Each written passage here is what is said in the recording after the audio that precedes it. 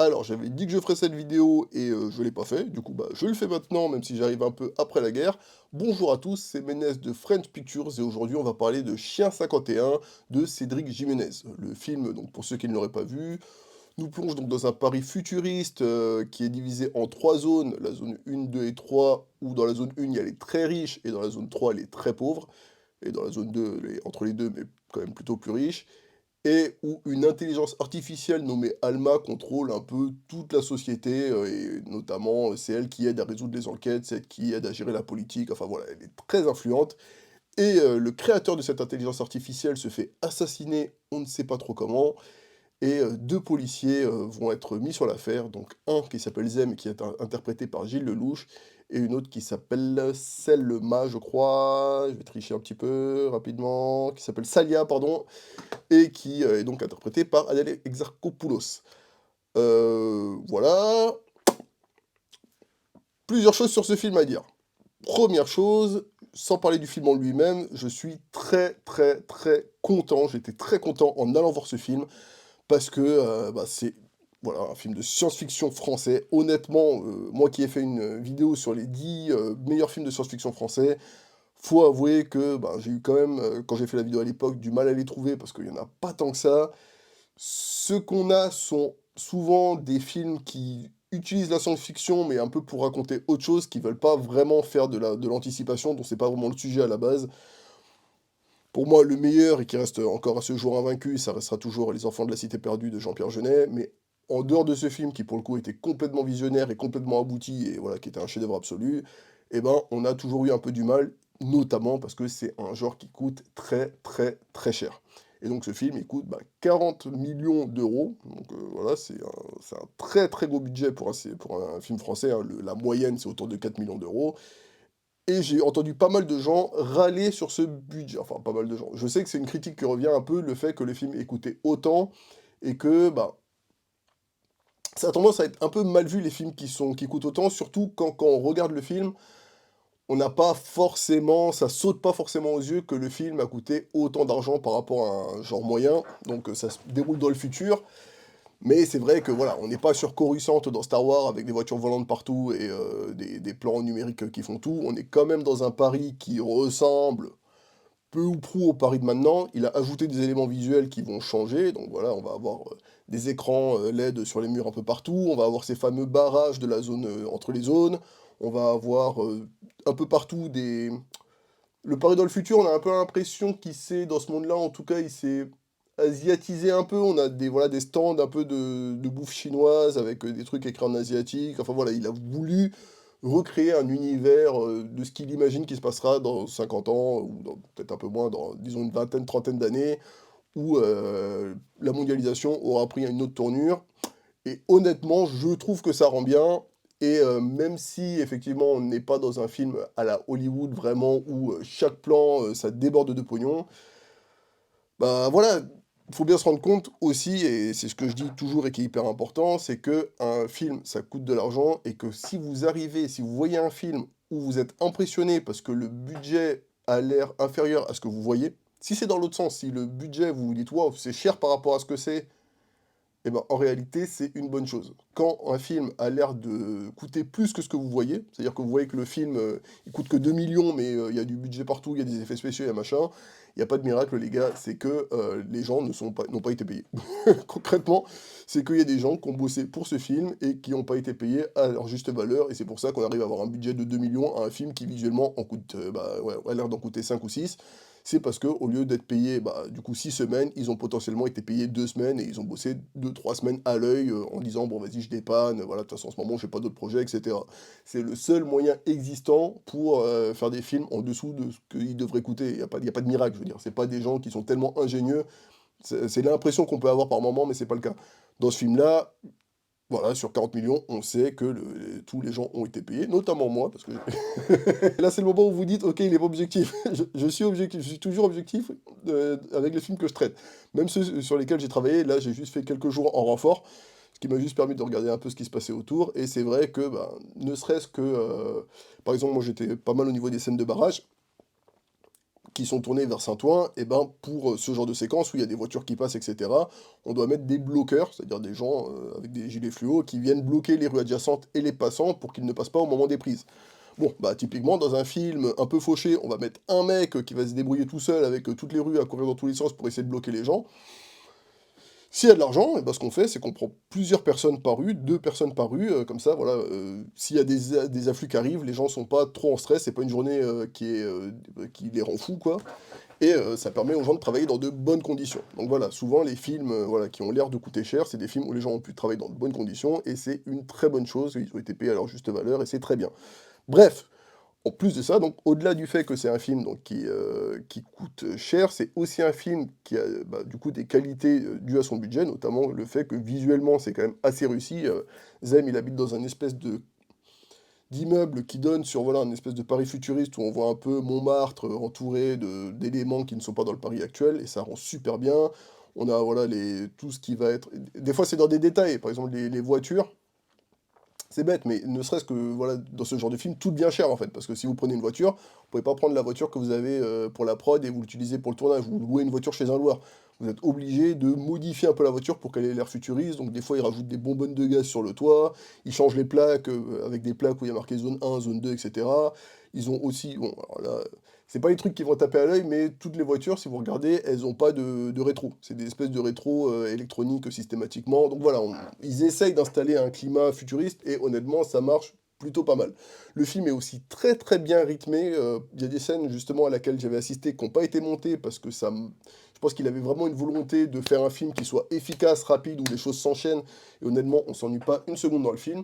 Je suis aussi très content au niveau du casting. On a vraiment enfin voilà, une volonté justement de faire un peu le Avengers, quoi, de ramener un peu toutes les célébrités françaises. On va avoir Romain Duris, du coup, Gilles Lelouch, Adèle Hexa, Louis Garrel, on a même Stéphane Bach. Enfin voilà, il y a vraiment Artus, on a vraiment un peu pas mal de célébrités qui arrivent des fois vraiment pour faire des caméos qui sont pas importants, mais pour qu'en tant que spectateur qui a payé ton billet, tu dis waouh, c'est bon, là je suis content, j'ai des stars françaises et je trouve que la démarche est très bien. Il y a des choses que, en plus, donc Jimenez, qui lui, si vous ne connaissez pas, donc c'est celui qui a réalisé notamment le film Bac Nord et le film Novembre, et la French aussi, mais surtout sur.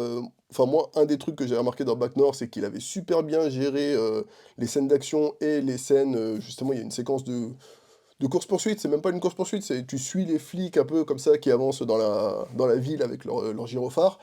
Et du coup, là, dès la première séquence, ça commence sur une course-poursuite avec Adèle Hexa qui va poursuivre une voiture le long des quais. C'est hyper bien filmé, c'est hyper dynamique, ça te met direct dans le bain. En plus, ça se finit par une explosion avec des drones qui encerclent la voiture.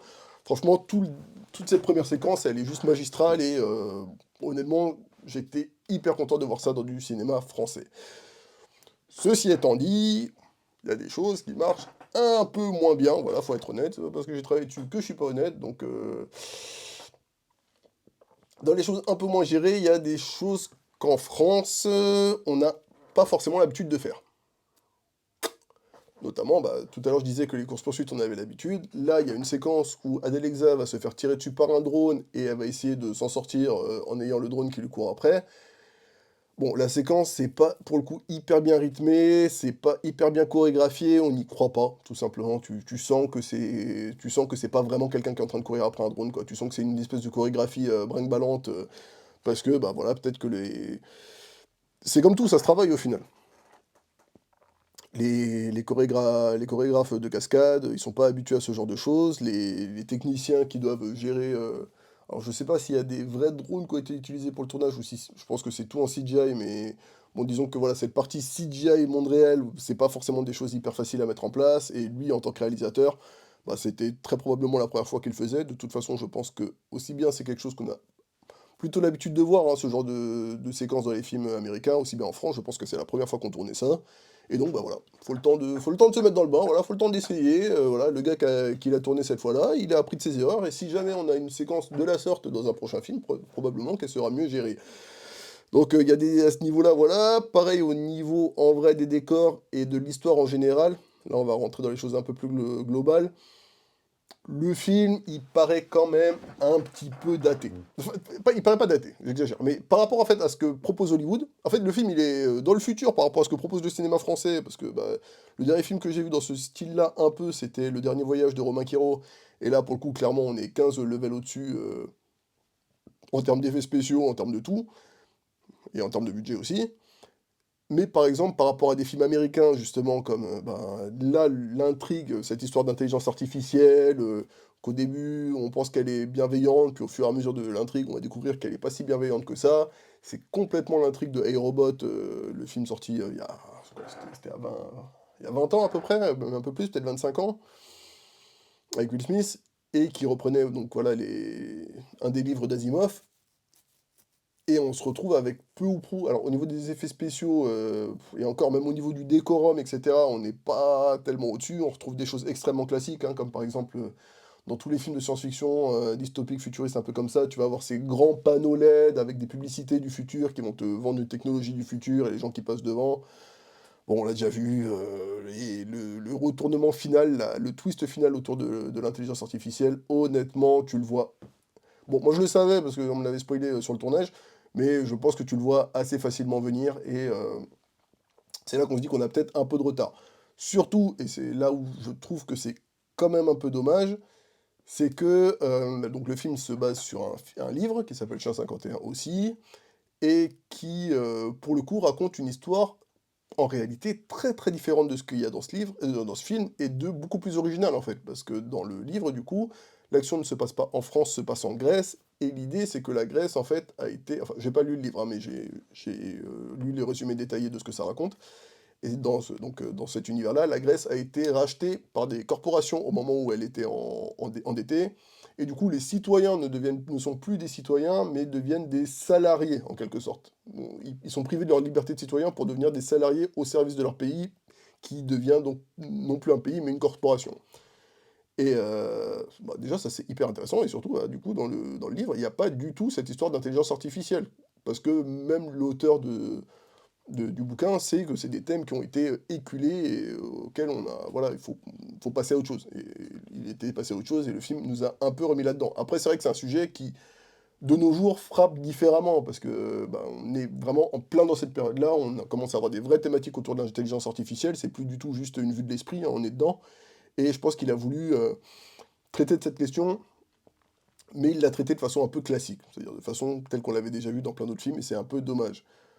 Et pareil, hein, au niveau des technologies qu'ils proposent, dans le bouquin de ce que j'ai vu, enfin de ce que j'ai lu, il y avait des trucs intéressants, comme par exemple le fait que Zem, dans ce bouquin, il est accro à des espèces de visions, enfin il peut aller dans une pièce où on lui propose de rentrer dans un espèce d'univers artificiel où il va avoir des visions du passé, et donc c'est quelqu'un qui vit dans le passé, là où ça n'a pas vraiment été retranscrit dans le film. Par contre, il y a une scène que personnellement je trouve très sympathique de karaoké, qui n'a pas forcément fait l'unanimité parce qu'on n'est pas sur des très belles voix. Bon, en même temps, ouais, chantez devant votre écran, faites des démonstrations, vous, de vocalises. C'est difficile aussi. Non, mais bon, voilà, il chante pas très bien, mais le concept, je trouve que voilà, là, à ce moment-là, la relation entre les personnages, elle est très bien traitée. Même si pour ceux qui l'ont vu, je trouve que ça se gâte un peu après, ils sont allés un peu trop loin dans cette relation avec les personnages, mais à ce moment-là, je trouve que ça marchait très bien. Euh, pour finir, de quoi je peux vous parler encore? J'ai pris des petites notes. Ouais, pareil, pour revenir sur les dernières différences avec le bouquin, il y a aussi la question de la Love Day, qui est dans le livre, en l'occurrence, qui est dans le film, pardon. Et dans le livre, c'est aussi hyper intéressant parce qu'on a vraiment cette idée-là qu'en fait les citoyens toute l'année, comme ce sont des salariés, en fait ils sont quasiment esclaves, donc ils doivent travailler pour leur corporation pour rembourser en gros la Grèce. Et en fait ils ont une journée par an, la Love Day, où c'est voilà, la fête complète, on est un peu plus près de la purge. Et je trouve que dans ce film, donc ça y est, et je pense qu'il avait vraiment comme intention de retranscrire ça, mais personnellement, vous me direz ce que vous en pensez si vous l'avez vu en commentaire, mais je trouve qu'on a plus l'impression que c'est plutôt un genre de gay pride un peu, hein, ou un genre de pride, mais on est plus sur un espèce de gros festival que sur vraiment un truc où les gens qui d'habitude triment toute l'année, qui souffrent, vont d'un coup voilà, avoir une journée où ils se lâchent. Je trouve qu'il l'a pas hyper bien retranscrit, même si la séquence, notamment la séquence qui se passe dans une église, Donc voilà, là-dessus c'est intéressant, il a quand même voulu montrer le fait que les valeurs de l'époque ne sont plus celles de maintenant, c'est-à-dire que ils ont vraiment tourné ça dans une église, et maintenant un lieu où voilà, les gens font la fête et font des choses peu chrétiennes, pas très catholiques comme on dit. Bah voilà, ça pour le coup ça marche plutôt pas mal. Bon, voilà, j'ai envie de dire, je pense que j'ai à peu près fait le tour de ce que j'avais à dire sur ce film. N'hésitez pas à aller le voir. Moi, je pense que dans tous les cas, c'est une très belle chose que ce film existe. C'est une très belle chose que le cinéma français se dirige vers là, que ce soit avec ce film ou avec pas mal de programmation qu'on a en ce moment. Parce que là, vous allez au ciné, vous avez encore, du coup, Yoroi, le film d'Orelsan. Vous avez encore Camelot, second volet, qui est un film d'heroic fantasy, on n'en avait pas tous les jours. On a L'homme qui rétrécit, qui, voilà, pareil, c'est un peu du fantastique science-fiction. Pour quelqu'un comme moi, qui est vraiment monté ma chaîne pour pouvoir parler du cinéma français de genre, j'ai envie de dire, on est gâté, et j'ai l'impression que ça se pérennise, que les gens commencent à vouloir faire ce genre de projet, à vouloir soutenir ce genre de projet, le public français surtout, c'est là où j'espère que ça va marcher, c'est que le public français commence à accepter que ça peut être une bonne chose et à être hypé et à aller voir ce genre de projet. Dans la salle où je suis allé la voir, en tout cas, les gens autour de moi avaient l'air satisfaits du projet, ils étaient en mode «Ah putain, c'était cool et tout», et bah, moi je demande que ça, qu'on ait ce genre de proposition en France. Voilà, n'hésitez pas à me dire ce que vous avez pensé du film en commentaire. Ma prochaine vidéo, ce sera probablement soit le Yoroi, du coup, soit l'homme qui rétrécit. Je suis gâté. Prenez soin de vous. À très bientôt.